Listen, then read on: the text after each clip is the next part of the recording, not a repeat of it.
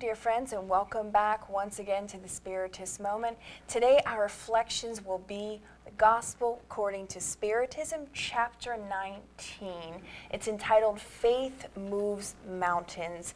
Leo, this is such an interesting topic because anytime we talk about Kardec, anytime we talk about Spiritism or any particular subject within Spiritism, within the codification, we know that we cannot discuss this without touching on vast other areas that is interconnected in our personal lives. It's impossible, right, to talk about faith and not see how can we apply it to our physical lives. And it's beautiful because this chapter starts out with a story, a parable story from the Bible of Jesus. And Leo, share with us about that particular part where Jesus talks about. Most certainly, yes.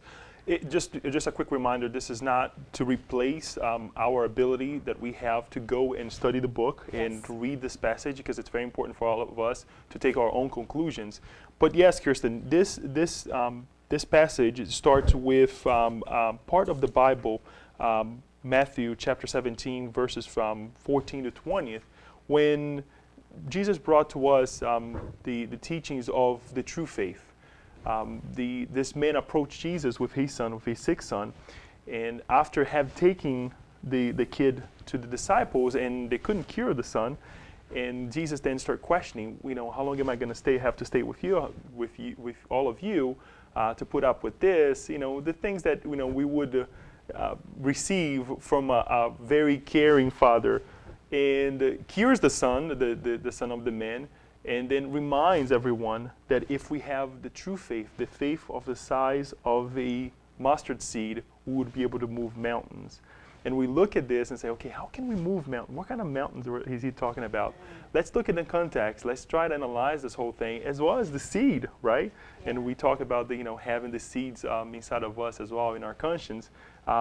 What is this mountain? What is this lovely mountain that I love this passage, and I love discussing this, because oftentimes we think exactly what are these mountains, when in fact these mountains aren't necessarily these physical mountains that exist like Mount Everest, because you think, I can probably barely pick up my car and push it when it's out of gas, much less can I physically move a mountain. So what is Jesus referring to? And the reflections of Kardec in this chapter, again, like Leo said, we recommend you go read, study yourself. This is not meant to take the place of your own personal study.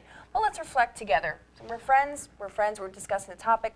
We know that Kardec brings this explanation that it's not these external mountains, these physical mountains, but they are the mountains inside of us, so to speak. The problems we have in our everyday lives.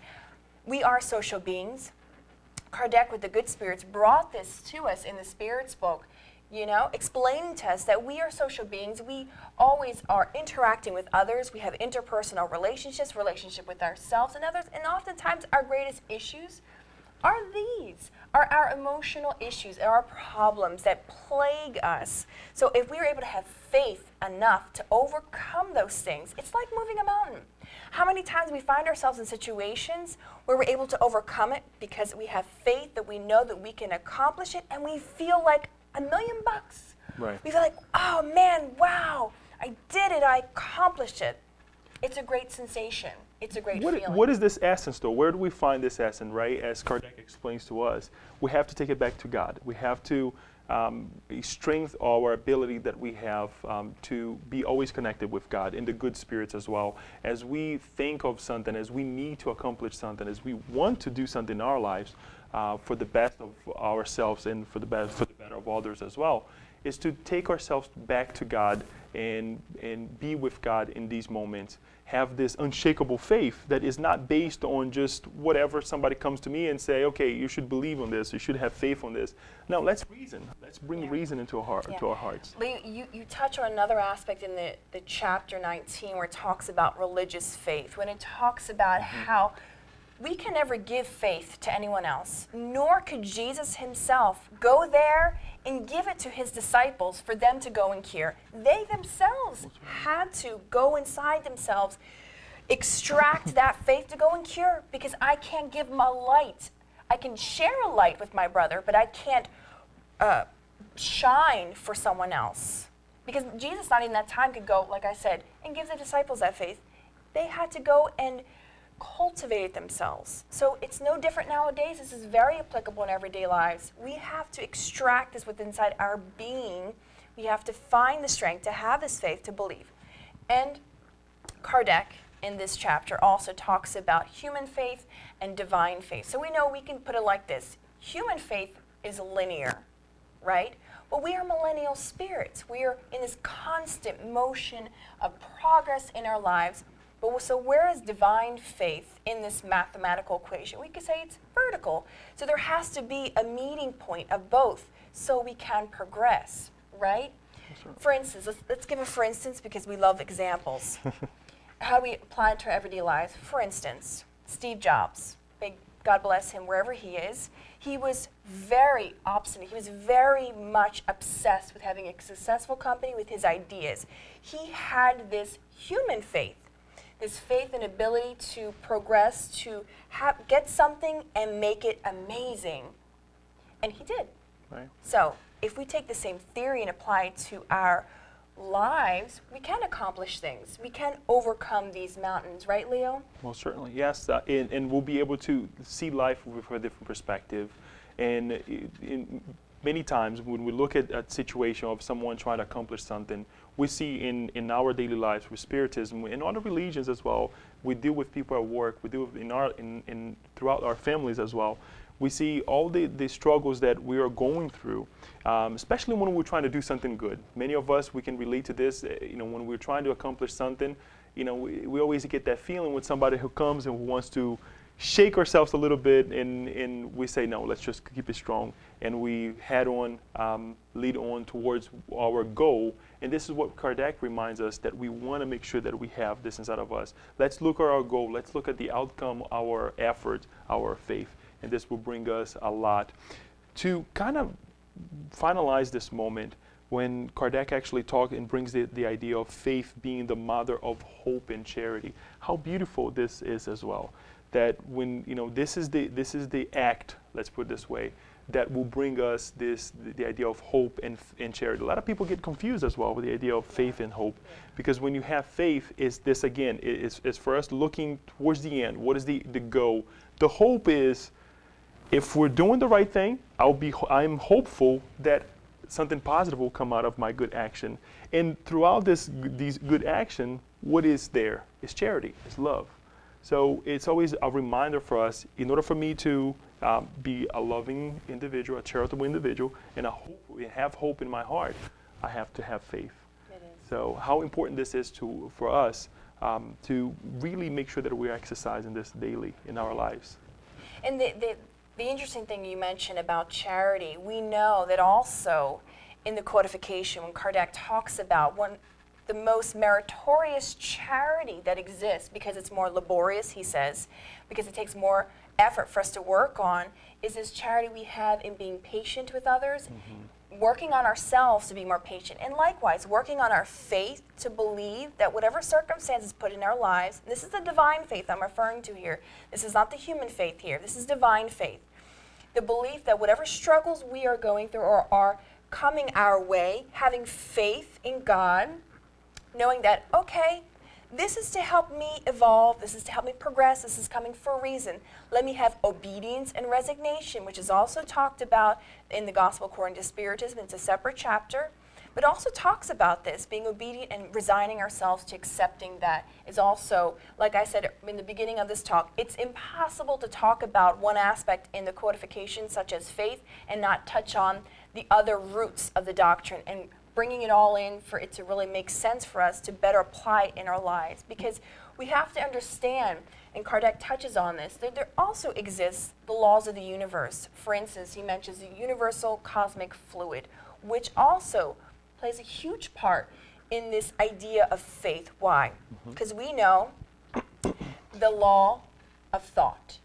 How does thought work? Well, we think, right? We're in this constant at our level, unlike animals who have fragmented thought, as humans we have continuous thought. So continuous thought plus our strong free will, we condense in our paraspiritual molecules and we manifest. So how does that relate to free will? How does that relate to faith? It relates like this. If we have faith enough, for instance, recently, probably about a year or so ago, it was a video circulating on the internet, a picture of two people. One person had got trapped underneath the car, another person was passing by, and due to the rush of adrenaline, that person saw someone underneath the car. They were able to lift up the car and get the person out and save that person. Now, under modern, I would say, laws of science or even human rationality, we think, in everyday life, I can never go and lift up my car. But in that moment, I believe that I can, and also the rush of adrenaline, be able to lift up the car. And some of us may see that as a miracle as well. Yeah, exactly. But if we also apply this knowledge about the universal cosmic fluid as well, Most we have certainly. this ability to manipulate and do things and Most accomplish things. And that's what happened in the beginning of this chapter when Jesus talks about the healing. This also has something to do with the universal cosmic fluid and also magnetism, which you can go and read further in this chapter about that specific thing. But it also has to do with this, about the laws of the universe and being able to manipulate them through our strong will and faith and ability to accomplish that. That's why Jesus said, all you need is the faith of a small mustard seed, enough to accomplish things in your life, whether it's human faith or it's divine faith. I think in reading this chapter, it always brings to mind as well the importance of us remembering or reminding ourselves our strength, our power, the will, the ability that we have to exercise a will. But most certainly, most importantly, is to be connected with God, is to know that God is in control. God will give us the aid, the ability, the strength that we need to resolve, to remove any mountain, whatever, if you want to take it literally or not, which we already explained, that's not, we don't want to take that way, but to mainly be under that we are under the supervision of God, that we are with this perfect mind, perfect being that is always helping us and aiding us through the hands of good guiders, spirits that guides us in our lives. Absolutely. So to summarize and sort of wrap up some take-home messages we would like to share with you all, our listeners, our viewers, is this. And it's ended here by a protecting spirit in Paris 1863, that faith is both human and divine. So let's utilize once again some more tools that Kardec and the good spirits brought for us to help us in our own personal evolvement. Take every opportunity, however small, and oftentimes it's in the small things when we are able to be faithful, then we're able to have enough faith in ourselves to accomplish the larger things in life. So take one example, take one small instance in your lives and work on that faith. And even if something small as wanting to accomplish something in your physical realm of your life, such as your career, but also trusting in God. It has to be both. Trusting in God that no matter what happens, He is the ultimate governor. He's overseer of all things in our lives. And so we should put our faith in Him and trust that. Leo, any final thoughts for our viewers?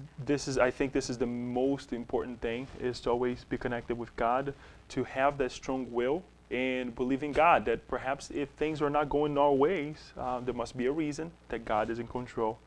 If we don't have this humble mind, I don't think we would have a strong faith anyways, because we always have to be in this connection with our Creator. So thank you once again for joining us here, and we again encourage you to go and read chapter 19, The Gospel According to Spiritism, Faith Move Mountains, and we wish you many blessings. Till next time.